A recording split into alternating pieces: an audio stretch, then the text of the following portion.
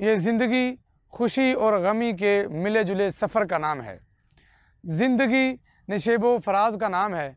कहीं यहाँ पे लंबी लंबी तन्हाइयाँ और गमों के लंबे लंबे ऊंचे ऊंचे पहाड़ हैं, और कहीं पे खूबसूरत खुशी के खिले हुए फूल और गुलदस्ते और बड़े बड़े बगीचे हैं। याद रखिए, इस कायनात में आने वाला कोई भी शख्स गमियों से पाक नहीं है, परेशानियों से पाक नहीं है। मगर हमें चाहिए ये कि जब हम परेशानी में हों, गम में हों, डिप्रेशन में हों, तो फिर हम इस्लाम की बताई हुई तालीमात पे अमल करें, वही काम करें, वही ज़िक्र करें, वही वजीफ़े पढ़ें जो हमें इस्लाम ने बतलाए हैं।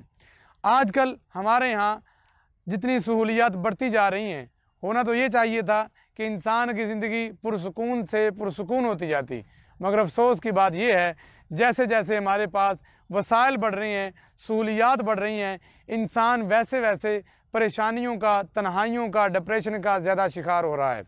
तो आइए कुरान पाक में से एक नुस्खा, एक वजीफ़ा, अगर आप परेशान हैं तो यकीनन ये परेशानी अल्लाह रब्बुल इज़्ज़त की तरफ से ही आप पे आई है, और ये परेशानी, इसका सबब मेरे और आपके आमाल ही हो सकते हैं।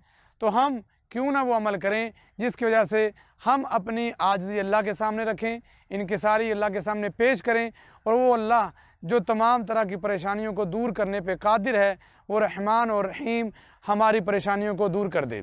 ऐसा ही एक किस्सा जिसे कुरान पाक ने सूरह अल-अंबिया के अंदर बयान किया है, अल्लाह के प्यारे नबी और अल्लाह के प्यारे महबूब हज़रत यूनुस अलैहिस्सलाम, जो कि एक मरतबा एक वाक़या लंबा जिसमें एक मछली के पेट में चले गए।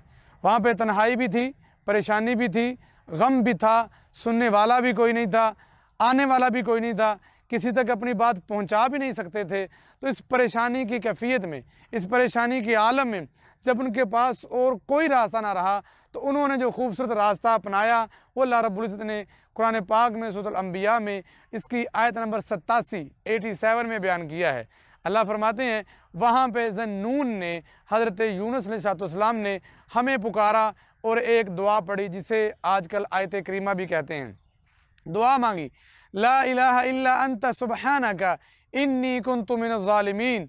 ए अल्लाह, ला इलाहा इल्ला अंता, अल्लाह इला तू है, मुश्किल कुशा तू है, यहाँ से निजात देने वाला तू है, परेशानियों से निकालने वाला तू है।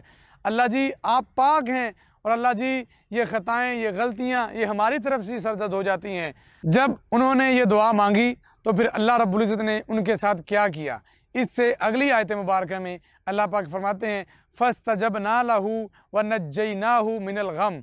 हमने उनकी दुआओं को सुन लिया, उन्होंने ज़िक्र के साथ जो हमें पुकारा तो हमने उनकी दुआओं को कबूल किया, व नज्जयनाहू मिनल गम, और हमने उन्हें गम से निजात दे दी। आज अगर आप मग़मूम हैं, परेशान हैं, गम के अंदर निडाल बैठे हैं, तो ये ज़िक्र कीजिए जिस अल्लाह ने अपने प्यारे यूनुस अलैहिस्सलाम को मछली के पेट से निकाला था, उनसे गम को दूर कर दिया था, वो अल्लाह इस बात पे कादिर है कि अल्लाह मेरा और आपका भी गम दूर कर दे। तो आइए झूठे तरीके, गलत रास्ते अपनाने की बजाय कुरान ने बतलाए हुए जो रास्ते हैं, हदीस सहिया ने बताए हुए जो रास्ते हैं, उन पे अमल कीजिए, इस वजीफ़े को पढ़िए। जो बंदा ज़्यादा परेशान है, हर नमाज के बाद इसे 100 मरतबा पढ़े। और भी ज़्यादा कोई परेशानी है तो कम अज़ कम एक दिन में आप 1000 मरतबा इस वजीफ़े को पढ़िए।